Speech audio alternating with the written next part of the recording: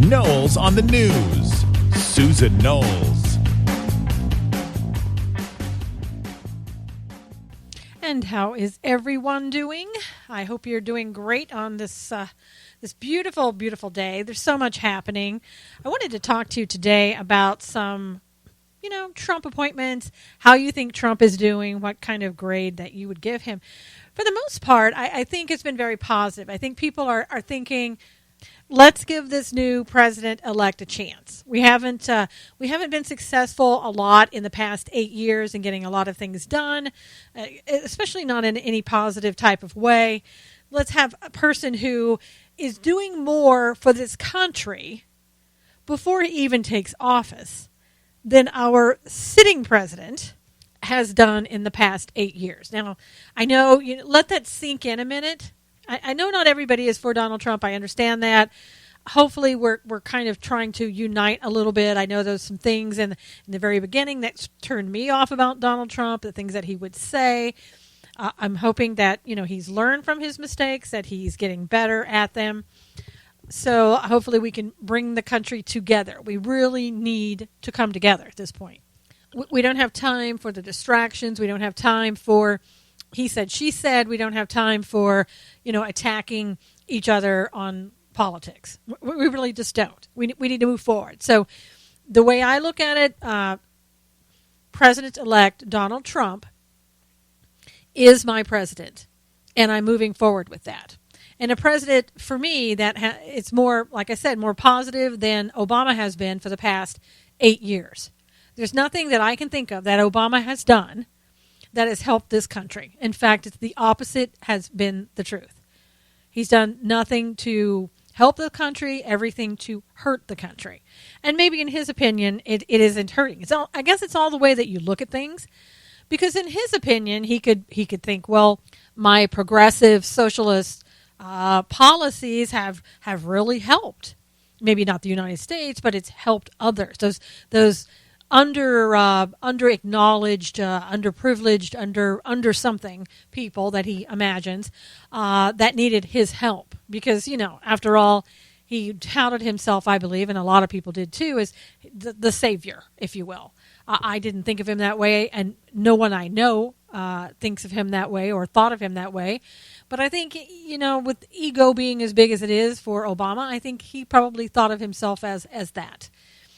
And so he was riding in on his whatever white horse, black horse, green horse, yellow horse to help the country, to help it put it in the right order. We needed that since we couldn't do it ourselves. So since we needed to have Obama's America. Well, thank you, but no thank you. Thank you, but no thank you for 8 years. And I will be glad to see you leave the office.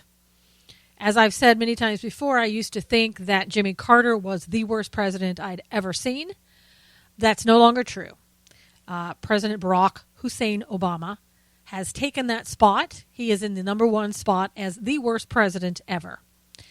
And yeah, I know there are people on the left who would totally disagree with me, and that's fine. But I think people who listen to this show, people who are intelligent thinking individuals, understand what I'm talking about and know and would agree with me that Obama is the number one worst president. Anyway, let's get back to the president-elect. I really do like the way things are going. I know some people are looking at some of his picks and saying, well, you're just electing the establishment people or appointing the establishment people. What's the difference? I thought you were going to go in and drain the swamp. Well, as he has said repeatedly now, you have to have some people who understand the game to know how to drain the swamp. You can't bring in just new people and they will know how to do it. Maybe he has too many. Maybe that there will be a question in the future. Does he have too many people who look like the same establishment people? It's always possible. So far, I'm not really alarmed or upset by anything. I think that I became a little bit concerned, and I'm still a little bit concerned, with the possible Secretary of State position going to Mitt Romney. I've said this before. I don't think Mitt Romney should get that position. I don't think that he's strong enough for that position. When you look at a President-elect Trump, who is kind of an in-your-face type of guy, tell it like it is, direct type of guy, and then you have somebody who's more, dare I say, mealy-mouthed about things, as he was back in the election cycle with Obama. I don't think that's a good combination. I think you want a strong president. I think we're going to have that as Donald Trump moves into the White House. But I think when you put in, if you have a Secretary of State who is not as strong, that's going to hurt. It's going to hurt Trump's ability to go around and get the United States back into the position of authority or power, if you will, as we were in. You don't want somebody coming behind him and sort of watering down what it is that he has said or what he's trying to do.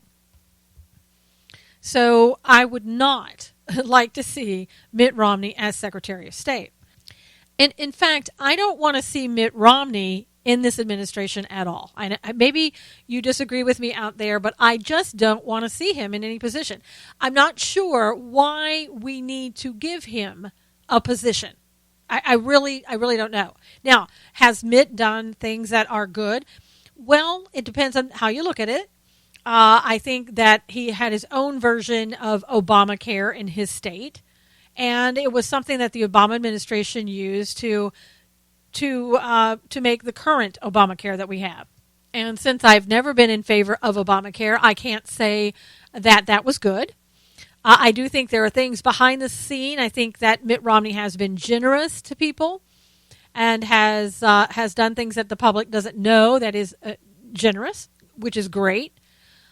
Perhaps he could be in a program that is in charge of getting the homeless off the street and getting money to the homeless veterans for one. That would be great. And I'm not saying that as is putting him down. I think that is absolutely needed. And I think being in charge of programs like that would be good. Now, do I think that he should be in charge of the VA? Because I've just said, basically, helping veterans. I think he loves veterans. I don't know how strong that love is. But no, I really don't think that he should be the person in charge of the VA. Again, we need a strong individual. I think it should be a veteran.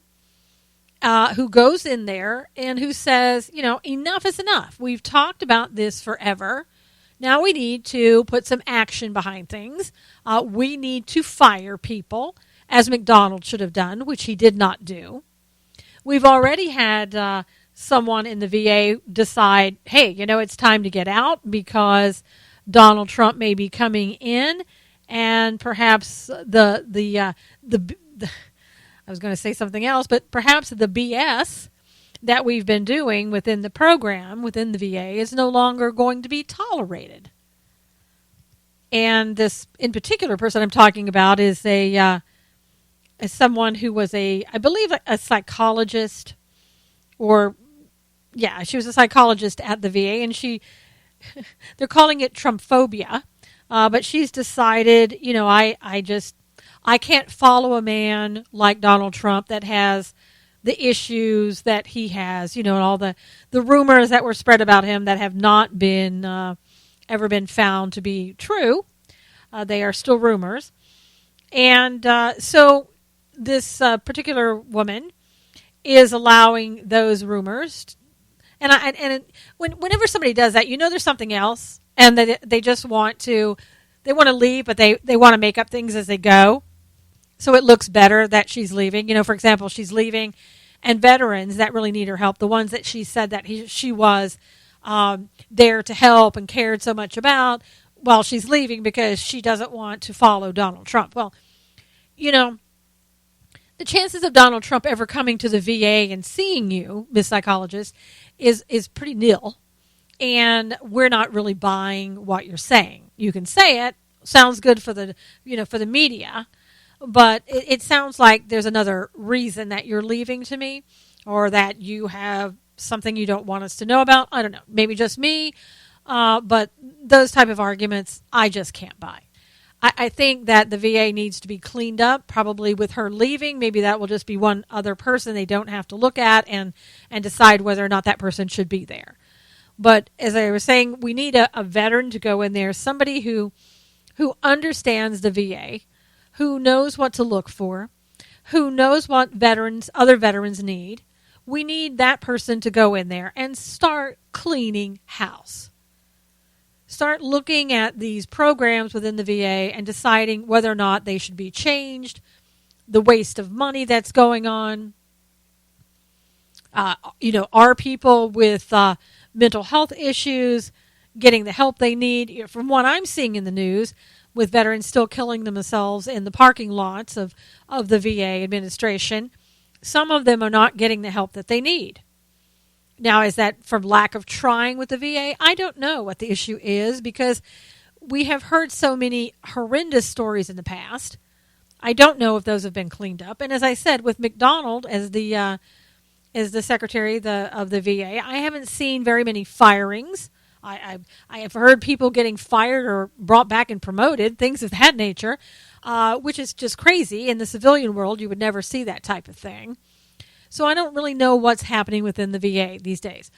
Some people that I do talk to, veterans, tell me that a lot has not changed within the VA. And they're there, so I'm going to have to take their word for it.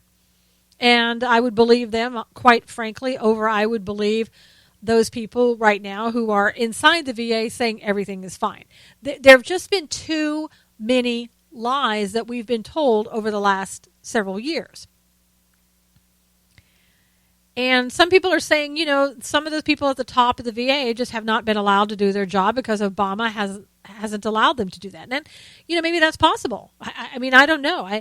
It wouldn't surprise me, because I think the VA, the military, and everybody else has been under Obama's thumb, and they're not allowed to really do anything that the way they feel it should be done, perhaps.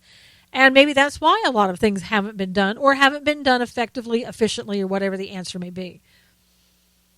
And so with the new president coming in, there's great hope for the VA that Donald Trump, who appears in all things that I've heard and I've seen, appears to really care about veterans, and he wants to do right by them. And we need to see that. We need, again, somebody, though, who is strong, who's going to take the lead, who's actually going to get the job done this time. Done. I mean, wouldn't that be great if you a year, maybe 2 years. Okay, I'll give them that, because we waited how many years? 2 years is not going to be bad. But let's say 2 years. Let's say in 2 years' time, every problem at the VA has been fixed. We've gotten rid of the bad doctors and the other bad staff members that should never have been allowed to be there. We've put people in their places that really want to be in the VA, taking care of veterans and really care about veterans. We have veterans who are getting the health care that they need, whether that's within the VA or outside at a physician of their choice. That's what we need to see. People who are getting their mental health care looked at. People are getting other physical issues looked at. New types of strategies, for example, hyperbaric oxygen therapy to treat some types of mental illness and traumatic brain injury. Maybe have that looked at to see if that's a possibility, to having the VA pay for that. And, I've had a guest on my show on Stand for Truth Radio that very much does HBOT. She's a doctor that does that for veterans. And she claims that there are tremendous results from doing that. Okay, so let's offer that to our veterans. And let's figure out a way. I was on my new talk show that it's going to be airing on Wednesdays. It's a live call-in talk show. It's called Talk It Out with Susan Knowles. You can find that at my website at susanknowles.com. But I was talking today about how the veterans have been given this choice program, to go out and get a physician of their choice out in public, in the private sector. But there's always a caveat with the military, or not the military, but the VA and the government. There's always a caveat. If you want to go do that, first of all, some of these, you have to have permission to go through the VA to do that, to leave the VA and go to a private physician. You can't just say, I'm going to go there and expect that the VA is going to honor the payment when it comes in.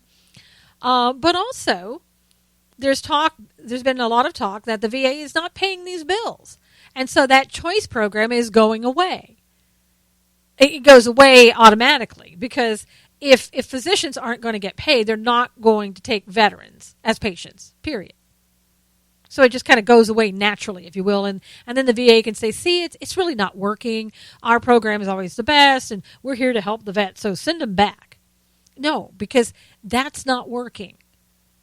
It has to be a better system where veterans can just say, you know what, I'm not getting the help that I need, or just quite frankly, I choose to go to a physician in the private sector. I feel more comfortable doing that.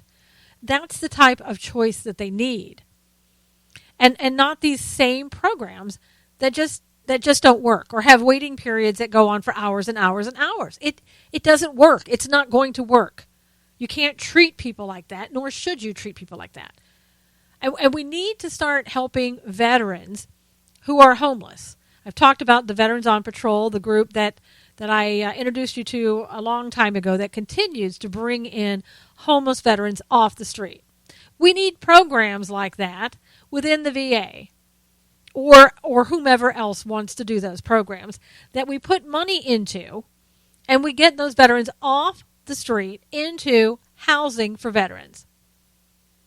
Now, we can do that, but what's happening is that we're so busy spending our money on illegal immigrants and spending our money on bringing refugees here that aren't vetted properly, that are here to do us harm. And that's not to say that every immigrant or refugee that comes into this country is here to do us harm. I didn't say that. I want to make that clear.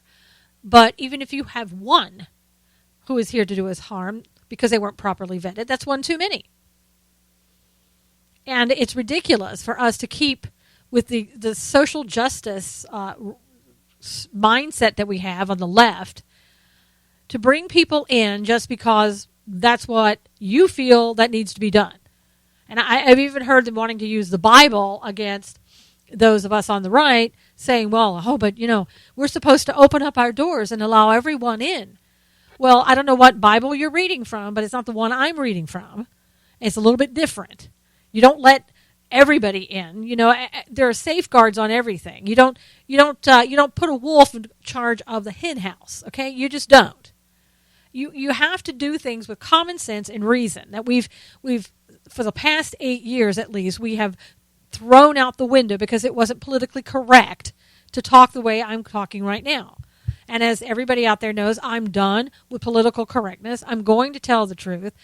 And I think under Trump, most of us, many of us at least, feel more comfortable now in being allowed to talk like we used to, which wasn't racist, which wasn't politically incorrect. It was just common sense, everyday, down-to-earth speech. I mean, if you can go out there and burn a flag, then somebody ought to be able to speak their minds without somebody trying to shut them up. I know you're like me, you're tired of people on the left always trying to do that. And, my new talk show, the Talk It Out program, it's for you to call in and for you to get used to talking about the problems, discussing the problems. Let's quit sitting down and letting mainstream media and the administration or anybody else try to shut us up so that we don't speak out about things that need to be talked about. And we need to be problem solving, and we need to never sit down ever again. We need to keep in mind that we control our government. The government does not control us like it is right now doing under this administration for the most part. I mean, if you want to hear how the government, a state-run government by liberal progressives can control you, then all you have to do is look no further than California. I kid you not. I wrote an article on my website at SUSANKNOWLES.com. It's called, "Is California Full of It? Governor Brown Believes Dairy Cows Need Regulating." They've signed into law regulating the emissions from cows. See, dairy cows, they expel gas, They belch sometimes, things of that nature. Didn't you know, and this is probably shocking, it is harmful to you. And we need to control that under the guise of fake climate change and global warming. And so the person who's the expert about hot air, Governor Brown, signed this into law. And what do you think that's going to do? The dairy prices, meat, it's going to go through the roof. But does California care? No. Because we have one less gaseous cow walking around. People are not going to be able to afford it. And you think about people leaving the United States to go to other countries because it's too expensive to do business here and to manufacture. Well, what do you think is going to happen in California? Where do you think the dairy farmers are going to go? Hello, Texas? I don't know how you fix California. I don't know if there's a way to fix California because Jerry Brown, thank God, is in his last term. However, the person waiting in the wings is even more of a progressive leftist than Jerry Brown ever hoped to be. He's so far left. The next guy, and I think you know who I'm talking about, but I'm talking about Gavin Newsom. He wants to be governor so bad he can't stand it. And as crazy as things are getting in California, he has a good shot of being the next governor. But I mean, it's like, wow. So I don't know if Trump can do anything to help California. It certainly would be nice. I think if he goes through with his sanctuary city plans, that would be a good step. But I can already tell you, you're going to see the ACLU coming out in droves. You're going to see every liberal in San Francisco and every liberal state across the country coming out up in arms about that. Because they feel and they feel they have a right to do so. And why do they feel that way? Because how many years have we given them the right to do that? To bring in people who are here illegally, the people who have committed crimes that are here illegally, being protected in sanctuary cities. That's ridiculous. Innocent people are dying because of those policies, and it needs to stop. And I say, President-elect Trump, come to California, start here. We need you. Do whatever, to turn this state back around. I mean, this state is so blue that it's by no means purple. I mean, there's no red in it whatsoever.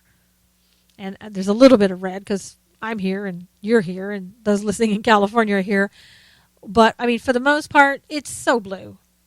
And it's just gone off the tracks for so long. We are in serious problems here in California. And we've got people who are in charge that absolutely have no clue about it. They think they're doing the right thing. They are controlling everything they possibly can. Gaseous cows, Second Amendment. Now we have to have a background check in order to buy ammunition coming up in January. I mean, absolutely insanity. And maybe the only thing you can do with California, maybe it is. The only thing you can do is leave California to fix it. I don't know. But everybody who's left in California, we're getting taxed with stupid stuff that Governor Brown seems to think is the best thing since sliced bread. Well, Governor Brown, no, it's not. And you know what? California is full of it, and you're the reason it is. Part of the reason. This guy, people kept, I think this is his fourth term. I'm sure that it is. And what happens? People just keep reelecting him. Oh, he's so great. He's so wonderful.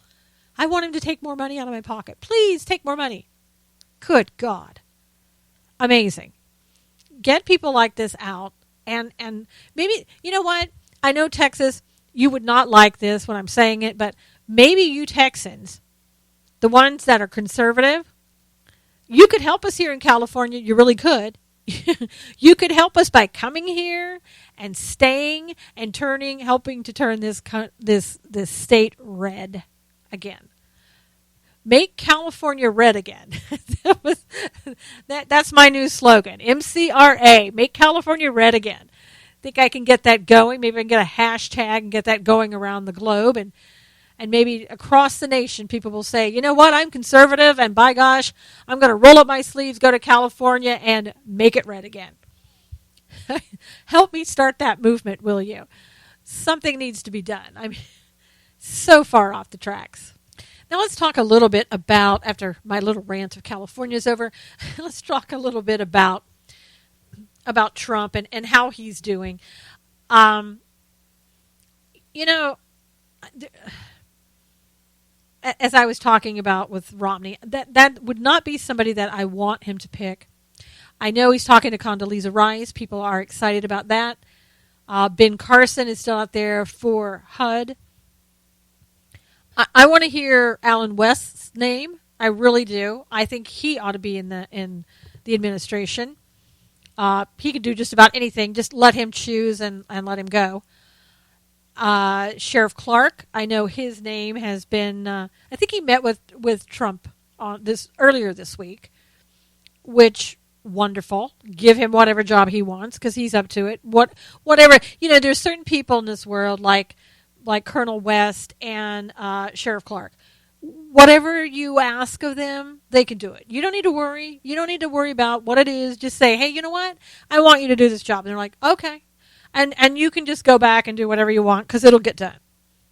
So bring them in. Now, I didn't understand. Here's one thing I didn't understand. Dan Quayle.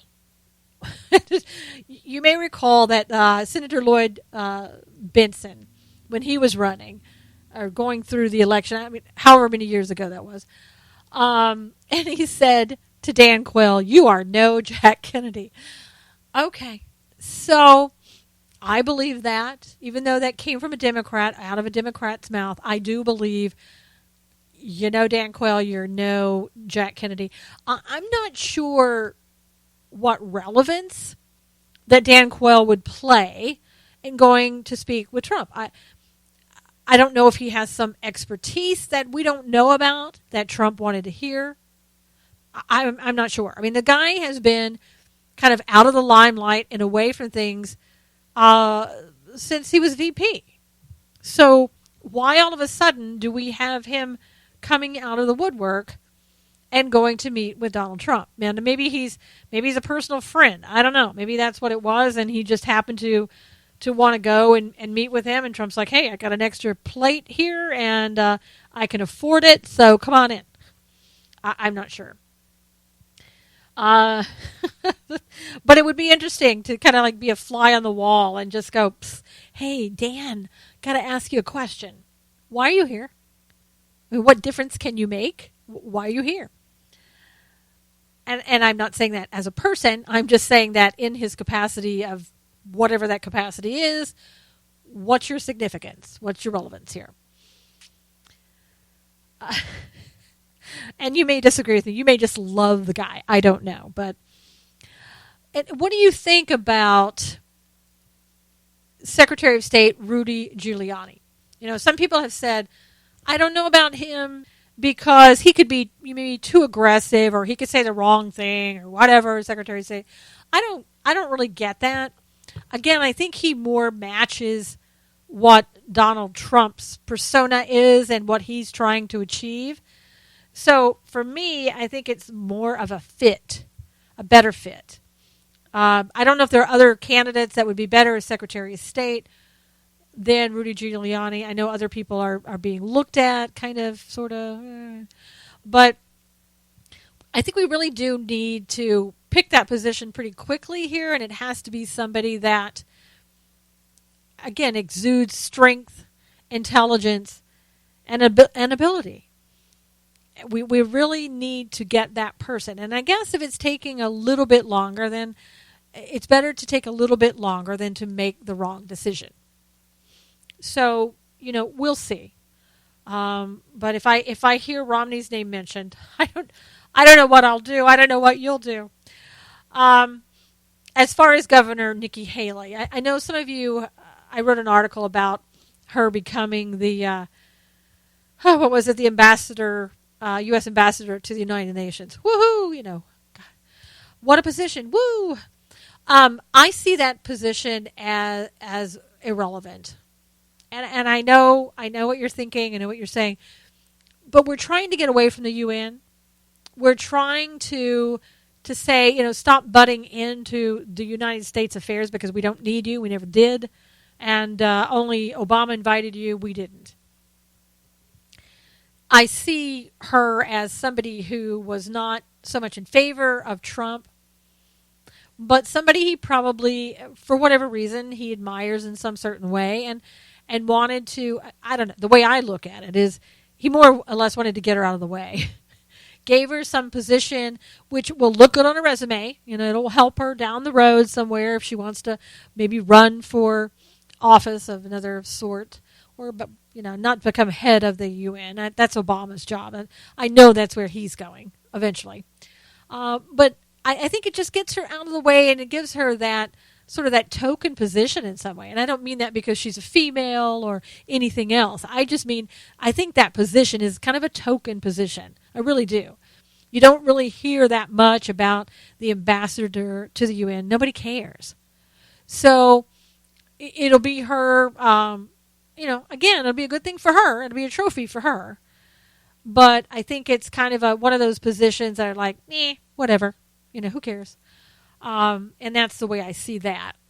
Now, the Secretary of Education, Betsy DeVos, or DeVos, however you want to say it, potato, I'm not sure about her. I've done some research, and I find so many variations. First of all, I see people who say she's totally into Common Core.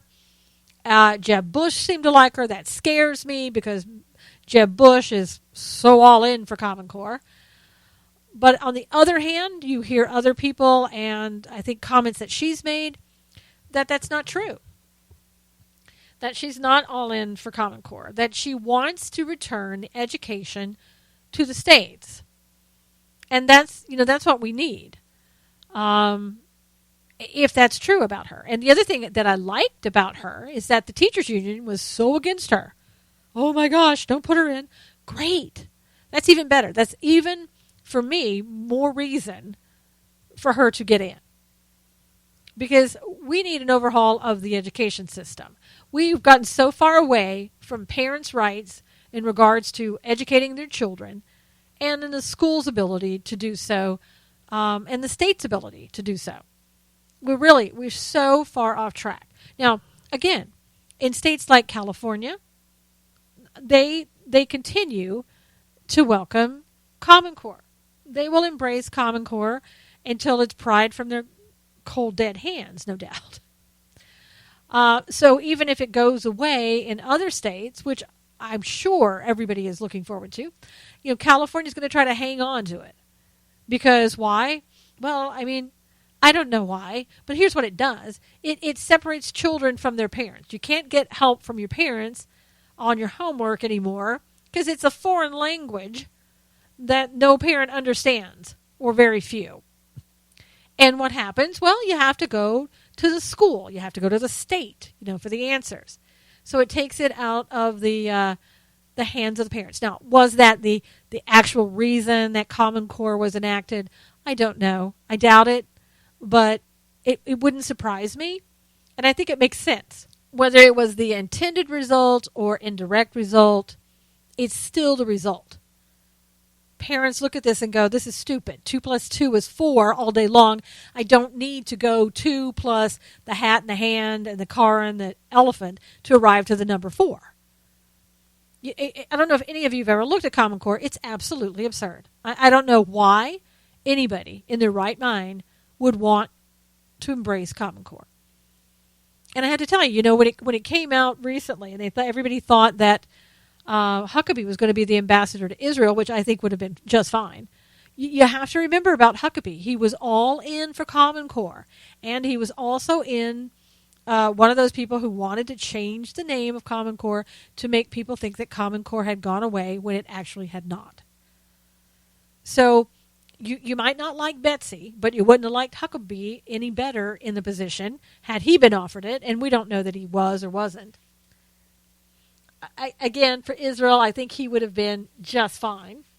I don't know if he's even considering it at all. He says he's never had that conversation. So I don't know how that rumor got started, but it certainly did.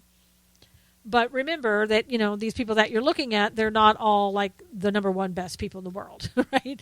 Everybody kind of has their flaws because they're people. So they may not be the perfect candidate for everything, like Betsy DeVos. Maybe she's not perfect, but let's say her policies are to help America and the education system, and she's going to be doing that by giving the states back their rights to do that and helping you in that. Great, then I am all for her. So I'm not convinced that she is all pro Miss Common Core.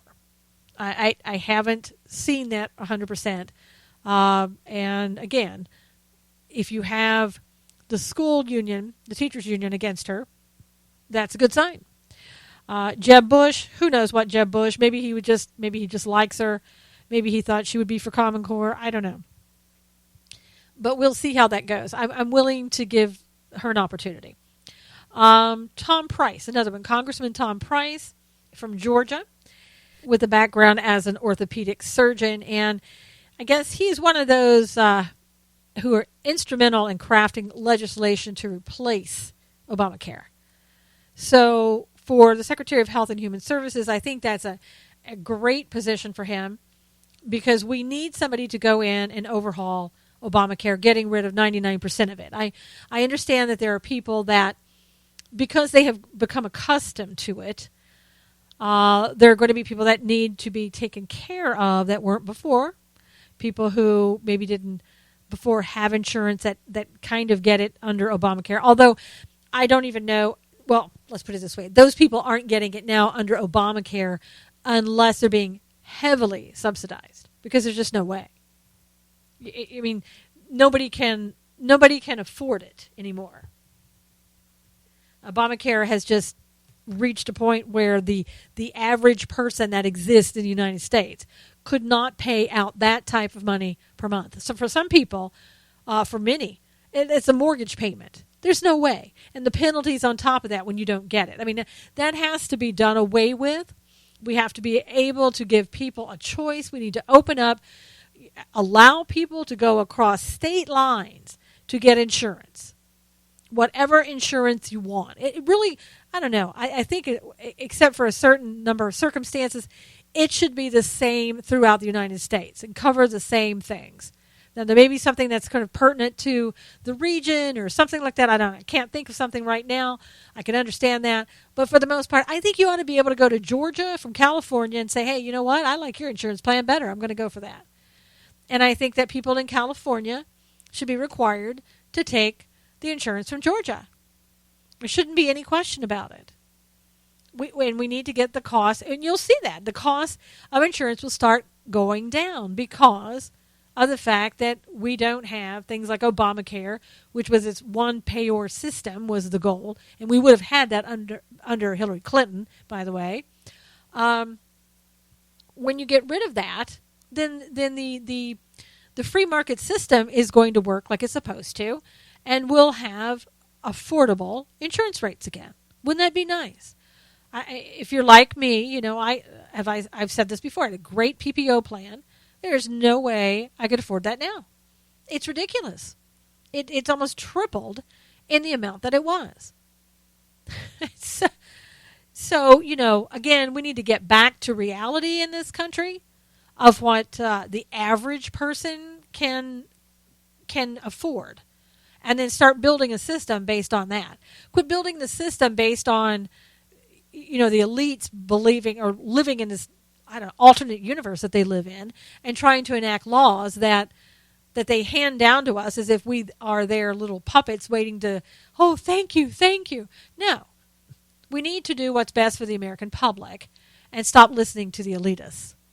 Oh, and speaking of elitists, and did you hear today that Nancy Pelosi she's back in the saddle again. She got her old position back. So we get to see her face, at least for the next 4 years, in her position as the, I can't even say it. She just took Harry Reid's place. I don't even want to say the title, because saying her name is all I can say without a gag reflex, okay? After that, forget it. But as somebody pointed out today, I think it was the guest I had on a couple weeks ago, Mike Closer on my show, he pointed out that, she's great at fundraising. So they want her back in. She's going to do whatever she can to help the Democrat Party. So in 4 years, they can try to challenge Trump and get their jobs back and keep their jobs. And they will be a thorn in Trump's side throughout the next 4 years. And hopefully he'll be there 8 years, but for the next 4 years. And it'll be Nancy Pelosi on TV every other day talking her garbage. I mean, if you thought Harry Reid went off the deep end, wait till you see Nancy. I mean, as last we heard Nancy, I remember all the things that she's said, the garbage that has come out of her mouth. Well, we're going to hear that for 4 more years. And yes, we can turn the channel, turn the TV off, which we will, but we'll still see that type of garbage. And you look for it. She's going to go and try to play Trump like a well-oiled machine. What do I mean by that? You've seen her. You've seen the sweet Nancy. Oh my gosh, I'm just so great. Hugging Obama, giving him a little kiss. Boehner sitting there drying the tears of, John Boehner, who has moved on to a tobacco lobbyist firm, which is where he should have been years ago after he was bought out by them. Okay. Anyway, see, I'm already going, with the Nancy thing. It's really getting me spinning there. But she's going to do that with Trump. She's going to go in, try to bat her little eyes, and try to play nice with him. And let me wipe your tears. Oh wait, you don't have tears. I'm sorry. I thought you were John Boehner, and you're not. You're Donald Trump. It won't work, but it will be sickening to see. And then once that doesn't work, she's going to turn on him like nobody's business, because that's who she is. And it just when you think that you get the leftists out of the way for a while, it's a bad penny. They just keep turning up. There it is. Oh my gosh. So we have that to look forward to or not to look forward to, depending upon how you view that. But that wasn't the greatest news that I've heard all day. I would have liked to have just said, Nancy's retiring. But, that's not going to happen. People like that. I'm surprised Reid left, to be honest with you. Nancy, she could have left years ago, but being in the limelight is where I think that she derives everything about who she is and what she does. I think with her, she probably feels that, kind of like Obama, oh my gosh, we have to give you this because I'm your gift. I'm the world's gift, Nancy Pelosi, and so I'm here to help and save you. It's that type of mentality. But no, Nancy, thank you, but no, thank you. In other news too, I want to talk a little bit. I want to send our prayers and our hopes and our thoughts out to Gatlinburg, Tennessee. That place has been so hard hit by wildfires lately. And I'm telling you, to me, my gut, I know I've heard people say, it's down power lines. Something's wrong here. I don't know. I haven't heard people say anything about arson, but for me, something doesn't sit well for me. I hope that they can, when all of the fires are finally out, maybe they can do something to find out, was there something else that may have caused all of this? And I noticed there's another alert coming up for Atlanta saying they're down trees and power lines. Again, something's not sitting right with me. Maybe it's just me. Something doesn't feel right. But there's been about a total of 700 structures destroyed by the fire in Gatlinburg, Tennessee.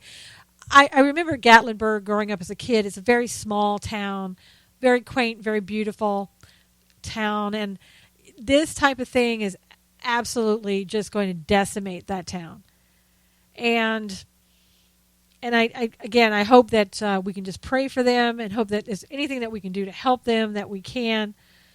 There just seems to be a lot going on Again, other information coming out, thunderstorms in Greenville, South Carolina, capable of producing a tornado. A lot of wild weather happening, a lot of horrible things going on. So let's keep them in our prayers. Just like, with Israel, which you haven't really heard anything about, the wildfires that were intentionally set there by Palestinians and other people because they don't like Israel, because they don't want Israel to exist. And they set these horrible wildfires. People have been arrested. Thank goodness now they found those people, many of them. And I tell you, God is great, because what happened was that after this went on for a day or two with these fires and a tremendous amounts of fires that were set, I think I read over 250 intentionally set. God was great in that he let a downpour happen. It's like, you'd think people that don't believe in the Bible, I guess they never read those parts about you don't mess with God's chosen people. It would do them some good, though, if they read those parts, and maybe they would think twice about doing it. But it looks like right now that all the fires are put out in Israel, and Israel's getting back to normal again. It's amazing. But whenever I see things like that in the news about all these wildfires, you have to wonder, is somebody up to something? Are they set intentionally? I know we had a number of those that were set in California, and a lot of devastation. And I don't know. It's horrible. It's heart-wrenching, gut-wrenching, and everything else to see that. And for somebody who's been there during the fires and in the aftermath of it, you go back to your town or your city, and it's totally different. I mean, it actually looks like that bombs have been dropped. The trees are just without leaves and so much destruction. You just can't believe what's happening. And so we pray for those people in Gatlinburg that you get through this and know that we're here for you, we're praying for you, and that we wish you all the best in getting your small town back up and running. And I'm sure got to be a lot of people are going to start GoFundMe accounts and different things of that nature to try to help this area. Great people there, great little community, and they really do need our help. And something else, rant on this for a few minutes. Sorry, there were a lot of rants today, I know, but it's been one of those,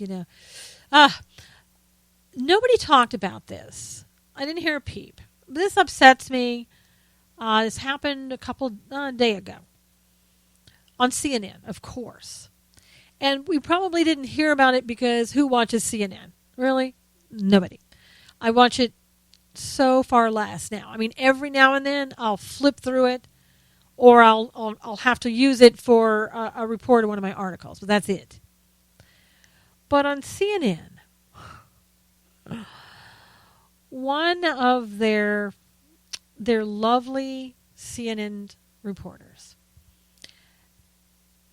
Camerata, Allison Camerata, I've never heard of her. I'm sorry, and if I'm mispronouncing it, I've just never heard of her. But anyway, she came out and said,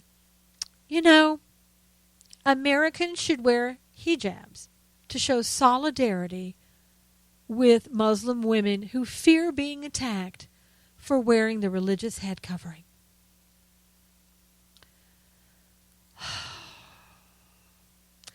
She continues, maybe there will be a movement where people wear the headscarf in solidarity. Even if you're not Muslim. Oh, did you go out and get yours this week? Seriously? And she says, maybe it's the way people shave their heads. Sometimes in solidarity with somebody who is going through something. Listen, that person, that person should be off of CNN. That person should be off of TV. And I know, I shouldn't say that. I shouldn't talk about boycotts. I shouldn't talk about getting people off the. That person should be off the air. I am so sick and tired of people like this anchor who are trying to turn this country into something other than America. If you want to wear a hijab, you go ahead and do it. If that's your religion, you go ahead and do it. You won't be seeing me do that. Okay? I don't think you're going to do that. I'm not going to show you solidarity in dressing like you, being like you. Next thing you know, the CNN anchor will want us all to be reading the Quran. Where does it stop? Where does it go? And I've seen a lot of people who think they're doing, it's the social justice stuff. Maybe a pastor or somebody who is encouraging their congregation to wear the little headdress, the hijab, whatever you want to call it. When you're going and you're helping them, when you're giving to their communities, you should wear that. So when you walk into their community, you look like them and make them feel comfortable. Okay? No. Sorry, I said that pretty loudly into the mic. No. You should remain who you are. You should remain the Christian who you are, the whoever whatever faith you are. When you go into somebody else's community, you should be you. You shouldn't put on something to make somebody else feel better, feel in solidarity. I mean, if I go, let's say I'm going to a country that has Buddhist temples. I'm not going to go in there. I'm not Buddhist, okay? But let's just say I go in there as a Christian. Do you want me to wear the robe or do other things as the Buddhists would do? Why would I do that? I'm not Buddhist, right? I maybe that would make you feel good. It's not going to make me feel good, and it's going to go against my religious beliefs. And the CNN anchor, obviously she didn't think about the Christians that she was talking to. And again, there are some Christians who think it's absolutely fine for you to dress as though you were a follower of Islam when you're not. And I just think people like her, we've had these people that they've been allowed to say this stuff for the past 8 years, and nobody has questioned them on it. I intend to write an article about this because I'm so incensed by it. Are there bigger things that I could worry about? Oh, yes. Yes, there are. Are there things that people need to be called out on so they never say such stupid things again? Yeah, I believe this is an example. Because I'm tired of the left telling me, an American citizen, what I need to do. That I need to stop being an American, stop being a Christian, stop being a conservative, stop being whatever, and be like somebody else because it makes them feel better. No. Not going to do that. Not going to do that. If you want to do that, Miss Camerata, whatever your name is, you go right ahead. But don't sit there and try to tell the American public that that's what they should do. You're totally off base on this. And I know you can say it from the pulpit of CNN because that's what they expect of you. And I know, even more reason for me to want the media that we've been watching for the past 8 years to go away. I really and truly do think it's past time that people stop listening to networks like MSNBC, CNN, NBC, CBS, ABC. They're all bought and paid for and will tell you whatever it is that they feel that they have to say in order to support whatever leftist propaganda that they can dole out there to you. It's come on, let's stop. I hope you feel comfortable and confident in coming and hearing this show and reading my articles. I try the best that I can to give you the information truthfully and not feed you a line of BS that I think that you want me to say. I'm anybody who knows me for 5 seconds knows that I'm not that type of person anyway. I don't just say things that I feel that you want to hear. You want to hear me say, or I need to bend this way or that way. I don't do that. It's not me. And so we need more grassroots efforts. We need people, I keep harping on this today, but today was the first show, and I had, unfortunately, a little bit of technical difficulties, but you can still hear it at Spreaker.com. Just type in Susan Knowles. It'll take you right to it. But those shows are important because it gets us talking. It gets us thinking. It gets us problem solving. And we really have got to start doing that again. We've been silent for too long. We can't just sit back and expect somebody else to do it. We all have to work together and doing the part that we can do to make this happen. Being there, seeing things that are going on, saying something about it. You know, if you see something out there that you think needs to be talked about and you want me to talk about it or do some research on it, tell me about it. Write me at SUSAN@SUSANKNOWLES.com and tell me about it. And if we do a show on that, on Talk It Out, my new show, call in and talk about it. Tell other people what you know, what you've seen, what you're thinking. We have to do that.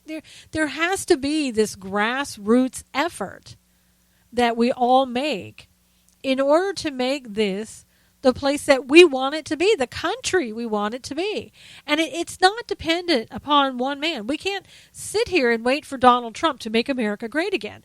You know, the idea about making America great again doesn't come from one man. It comes from all of us. And we've got to work together to do this. Now is the time. Now is the time. There has been no better time than today. And if it's something, you know, you're shy about talking, you'll get over that. You'll get over that. Call into the talk show. You just have to give your first name. You'll get over that. And then you'll feel stronger and better about saying those things.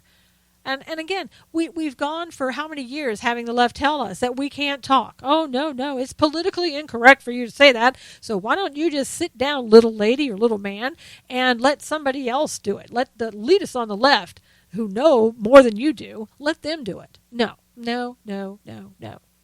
Enough. Enough of all that. Enough of people telling us what it is that we should or shouldn't do. We know what we need to do. We are the persons in charge of our own lives. We don't need the government or anybody else telling us how we should think, what we should do. And we need to stop Agenda 21 and Agenda 2030 because those programs are trying to tell us exactly what we need to do and how we need our lives controlled by other people. And if you're not familiar with what those agendas are, you need to go and look at them. Educate yourself on what it is because it's full steam ahead. It's been stopped a little bit. It certainly has by the president-elect. I mean, I can't even imagine what would have happened under Hillary Clinton or if Obama continued on his programs, his executive orders, his, unconstitutional executive orders that he's been signing for 8 years. This man, I'm telling you, can't leave soon enough. He's pardoned so many people. Look for him to pardon everybody. I wouldn't be surprised if he gives himself a pardon. Like I said before in another show, it's never been done. That doesn't mean the president doesn't have the power to pardon himself. That would be sort of a halfway admission of guilt, but he could come up with anything. Oh, well, those Republicans are always after me, so I'm going to take that off the table. Now, whether he will pardon Hillary, who knows? Maybe not, because you know what? He doesn't care about Hillary. He never has. She's been a pawn in the play, just like other people that have worked with him and other people over him see her as that way as well. So, be gone with you. Get out of here. Let somebody else who cares about America, who wants to make a difference, who wants to turn this country around, give them an opportunity to do so.